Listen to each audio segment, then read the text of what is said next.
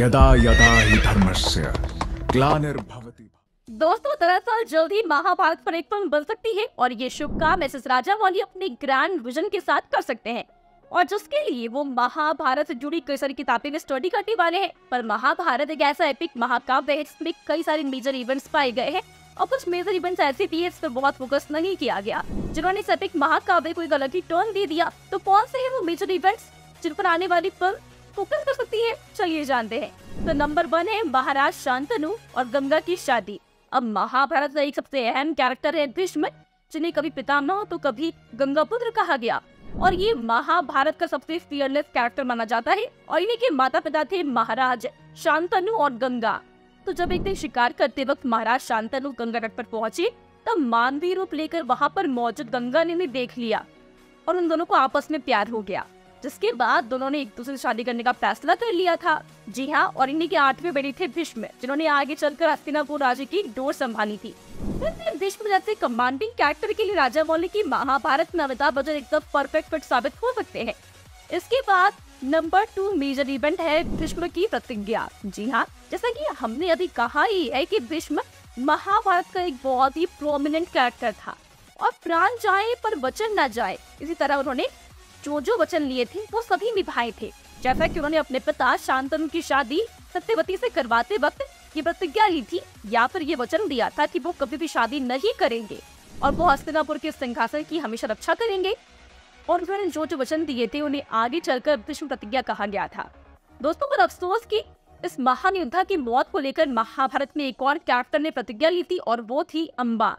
अम्बा काशी नरेश की बेटी थी और दूसरा जन्म लेकर महाभारत युद्ध में शिखंडी के तौर पर ही शामिल हुई और भीष्म की मौत का कारण बनी। दरअसल पिछले जन्म में उसका नाम अम्बा था और जिस राजा से वो प्यार करती थी उसने शादी करने के इनकार कर दिया। तब अम्बा भीष्म से शादी करने की कहती है, पर अपने वादे के मुताबिक भीष्म किसी से भी शादी नहीं कर सकते थे और तब अम्बा को इस बात से बहुत गुस्सा आता है और वो निराश होकर तपस्या करनी चली जाती है, जहाँ वो महादेव की घोर तपस्या करती है। महादेव उसकी तपस्या से प्रसन्न होकर उसके सामने प्रकट होकर उसे ये वर देते हैं कि वो अगले जन्म में भीष्म की मौत का कारण बनेगी। वैसे अम्बा ये बहुत ही फियरलेस कैरेक्टर था और इस कैरेक्टर को आने वाली फिल्म में तमन्ना भाटी जैसी एक्ट्रेस बखूबी निभा सकती है, जो कि काफी ब्यूटीफुल है, बोल्ड है और इससे पहले हमने उन्हें बाहुबली जैसी फिल्म भी देखा है जहां वो अपना फियरलेस अवतार दिखा चुकी है। जी हाँ, इसके बाद नंबर 3 इवेंट है धृतराष्ट्र और पांडु का जन्म। अब धृतराष्ट्र हस्तिनापुर के राजा कहलाते थे पर वो जन्म से ही अंधे थे और उस कारण ये कैरेक्टर हमेशा से ही चर्चा में रहा। तो जन्म कैसे हुआ और क्यों वो जन्म से ही अंधे थे? पहली बात ये है कि काशी नरेश की बेटी अंबिका उनकी माँ थी, ऐसा कहा जाता है।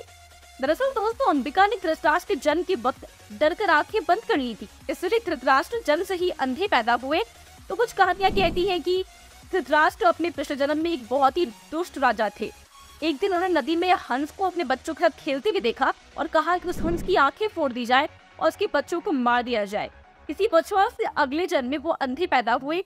तो वहीं महाराज पांडु के जन्म की बात करें तो वो धृतराष्ट्र के छोटे भाई थे और महर्षि वेदव्यास के वरदान से उनका जन्म हुआ था। इसके बाद नंबर 4 मेजर इवेंट है गांधारी और कुंती की शादी। दरअसल जब भीष्म ने सुना कि गांधार राज सुबल की बेटी गांधारी सर्वगुण संपन्न है और उसने भगवान शंकर की आराधना करके 100 पुत्रों का वरदान भी हासिल किया है, तब भीष्म ने गांधार राज के पास संदेश भेजा। पहले तो गांधार राज सुबल अपनी बेटी की शादी किसी जनबांध के साथ करने की राजी नहीं हुए थे, पर बाद में वो मान गए और फिर गांधारी ने शादी के वक्त से ही अपने मन से धृतराष्ट्र के अंधे होने के कारण हमेशा आंखों में पट्टी बांध कर रखी और इसलिए उसे एक सर्वश्रेष्ठ महारानी का दर्जा मिला। और इसके बाद आती है कुंती, जो कि महाभारत का एक और अद्भुत कैरेक्टर था। कुंती जब शादी की योग्य हुई तो उसका स्वयंवर किया गया था। स्वयंवर सभा में कई राजा और राजकुमारों ने भाग लिया।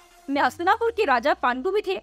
कुंती ने पांडु को जयमाला पहनाकर पति के रूप में स्वीकार कर लिया और ये वही कुंती है जिसने अपने पति के मरने के बाद अपने बेटों के लिए पांडवों के लिए हक की लड़ाई लड़ी थी।